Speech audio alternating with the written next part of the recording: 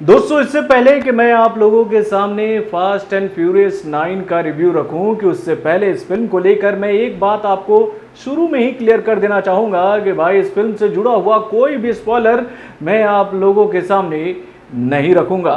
तो भाई कैसी है ये फिल्म, चलिए अब समझने की कोशिश करते हैं इस छोटे से रिव्यू के माध्यम से। हेलो फ्रेंड्स, मैं हूं नरेंद्र और मैं आपके लिए लेकर आया हूं और एक खास रिव्यू जो कि जुड़ी हुई है उस फिल्म से जिसका इंतजार इस फ्रेंचाइजी के दीवाने काफी दिनों से कर रहे थे। तो दोस्तों, फाइनली आज फास्ट एंड फ्यूरियस मेरे शहर में तो रिलीज हो चुकी है भाई, और मैंने इस फिल्म का जो पहला शो था वो अभी थोड़ी देर पहले ही देखकर खत्म किया है अपने शहर के सिनेपोलिस में। और भाई इस फिल्म को देखने के बाद दिल एक बार फिर से बाग बाग हो गया और ये सोचने पर मजबूर हो गया कि भैया हॉलीवुड की फिल्मों में जिस तरीके का एक्शन हमें देखने को मिलता है वैसा एक्शन हमें बॉलीवुड की फिल्मों में या फिर कहें इंडियन फिल्म इंडस्ट्री की फिल्मों में क्यों नहीं देखने को मिलता है। मेरे भाई, हॉलीवुड की फिल्मों का जो एक्शन होता है ना, उसको देखने के बाद कहीं से ऐसा लगता ही नहीं है कि भाई ये वीएफएक्स और एनिमेशन का कमाल है। वो अपनी फिल्मों में काम इतना बेहतरीन और इतनी सफाई से करते हैं ना एक्शन फिल्मों को लेकर कि उसको देखने के बाद आप भी ये कहोगे कि भाई ये तो सच लग रहा है। यानी कि जिन लोगों को वीएफएक्स और एनिमेशन का कुछ नॉलेज नहीं है तो ऐसे फिल्मों को देखने के बाद वो ये सोचने पर मजबूर हो जाते हैं कि भैया इस फिल्म को इसी तरीके से फिल्माया गया होगा। तो भाई वाकई में एक बार फिर से बेहतरीन एक्शन के माध्यम से फास्ट एंड फ्यूरियस 9 ने भैया दांतों तले उंगलियां दबाने का मौका दे दिया है दर्शकों को।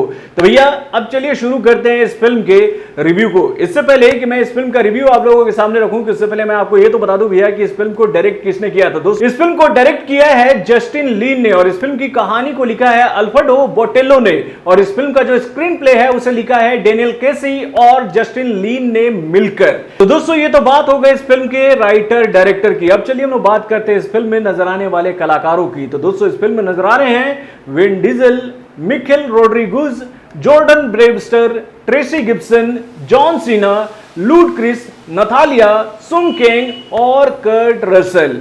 तो दोस्तों, हमेशा की तरह एक बार फिर से इस फिल्म की कहानी बहुत ही जबरदस्त है और उसके साथ ही इस फिल्म का एक्शन भी आउट ऑफ द बॉक्स है। यानी कि इस फिल्म की कहानी को लेकर एक ही बात मैं आप लोगों को बताऊंगा कि भैया अगर इस फिल्म को जब आप देखना शुरू करोगे तो भैया शुरुआती 15 मिनट में ही आपको यह बात पता चल जाएगी कि भाई इस फिल्म की कहानी है क्या।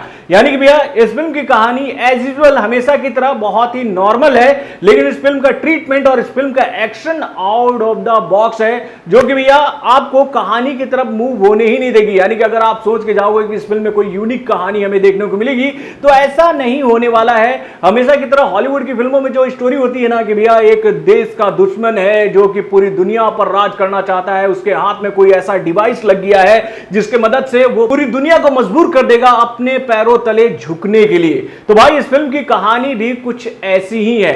यानी कि भैया इस फिल्म में एक किरदार है जिनका नाम है नोबडी, जिन्होंने एक डिवाइस बनाया है जिसके मदद से जॉन सीना पूरी दुनिया पर राज करना चाहते हैं। यानी कि भैया वो इस डिवाइस को नोबडी से छीनने की कोशिश करते हैं और इसी दौरान वो नोबडी को मार देते हैं। लेकिन नोबडी को इस बात का अंदाजा पहले ही हो गया था, उनके डिवाइस पर जॉन सीना की नजर गड़ी हुई है और वो इसे हथियाना चाहता है। इससे पहले कि जॉन सीना अपने मंसूबों में कामयाब होता कि नोबडी एक जिम्मा, एक मिशन सौंपता है विन डीजल और उनकी टीम को कि भाई आप जॉन सीना के रास्ते को रोके। और भाई उसके बाद विन डीजल जॉन सीना के सामने आते हैं और उसके साथ ही ये कहानी रिवील होती है कि भाई जॉन सीना जो है वो इस फिल्म में कुछ कनेक्शन है, भाई विन डीजल के साथ उनका कुछ कनेक्शन है जो कि मैं आप लोगों को नहीं बताऊंगा। जब आप सिनेमा घर में जाओगे तो आपको ये बात पता चलेगी। यानी कि भैया जॉन सीना और विन डीजल के बीच में ऐसा क्या होता है कि जिसकी वजह से विन डीजल चैलेंज करते हैं जॉन सीना को कि अगर तुम मुझसे कार की रेस में जीत जाते हो तो तुम माफी के लायक हो, अगर तुम हार जाते हो तो पीछे मुड़कर मत देखना, अपनी कार को आगे बढ़ाते हुए इस जगह से निकल जाना। यानी कि नजरों से ओझल हो जाना, दोबारा मेरे नजरों के सामने आने की कोशिश मत करना अगर तुमने ऐसी गलती की जिसका खामियाजा तुम्हें भुगतना पड़ेगा। तो भाई विन डीजल ने जॉन सीना के सामने यह शर्त क्यों रखी थी और किस वजह से रखी थी उसको समझने के लिए आपको इस फिल्म को देखना होगा। यानी कि फिल्म की कहानी भी बहुत ही जबरदस्त है और इस फिल्म में नजर आने वाले जितने भी कलाकार हैं उन्होंने एक बार फिर से अपने बेहतरीन परफॉर्मेंस के माध्यम से दिल जीत लिया है। और खास तौर पर भाई इस फिल्म का जो एक्शन है ना भाई वो आउट ऑफ द बॉक्स है मेरे भाई। यानी कि जब भी हम लोग फास्ट एंड फ्यूरियस के सीरीज को देखने जाते हैं सिनेमा घर में, तो हम क्या उम्मीद लेकर जाते हैं कि भैया इस बार इस फिल्म में कुछ नया एक्शन हमें देखने को मिलेगा।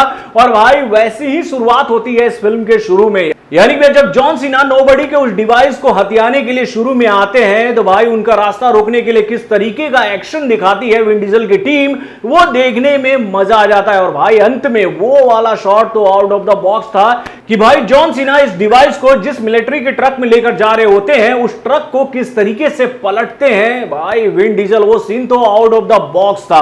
तो भाई वाकई में फिल्म में बहुत कुछ ऐसा है जो कि आपको चौंकाने के लिए काफी है। यानी इसमें तो बताने के लिए बहुत सारे स्पॉइलर हैं, लेकिन मैं वो आपको नहीं बताऊंगा। अगर मैंने ऐसा कर दिया तो जब आप फिल्म को सिनेमा घर में देखने जाओगे तो आप मुझे बुरा भला करते नजर आओगे कि भैया उस इंसान ने पहले ही ये सारी बातें बता दी थी। यानी कि इस फिल्म में ऐसी कई सारी चीजें हैं जो कि आपको चौंकाने के लिए काफी है।